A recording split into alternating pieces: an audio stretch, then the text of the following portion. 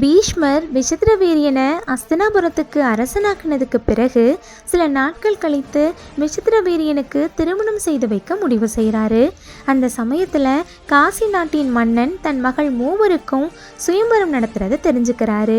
அவர்களின் பெயர் அம்பை, அம்பிகை, அம்பாலிகை. பீஷ்மர் காசி நாட்டுக்கு சென்று சுயம்பரத்தில் கலந்துக்கிறாரு. சுயம்பரத்தில் பல நாட்டின் அரசர்களும் கலந்துக்கிறாங்க. அங்கே சில அரசர்கள் பீஷ்மரை பார்த்து இந்த வயசில் திருமண ஆசையான்னு கேலி செய்கிறாங்க. அதில் கடுமையாக கோபமான பீஷ்மர் காசி நாட்டின் மன்னனின் 3 மகள்களையும் வலுக்கட்டாயமாக இழுத்து செல்கிறாரு. அப்போது அங்கே இருந்த மன்னர்கள் பீஷ்மரை தடுக்க முயன்று தோல்வியடைகிறாங்க. சௌபல நாட்டு மன்னன் சால்வன் துளி பயம் இல்லாமல் கடுமையாக போர் புரிகிறாரு. முடிவில் அவரும் தோற்று போகிறாரு.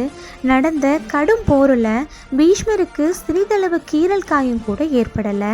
பிறகு அப்பெண்களை தன் மகள்கள் போல அழைத்து கொண்டு அஸ்தினாபுரம் வந்தடைகிறாரு பீஷ்மர்.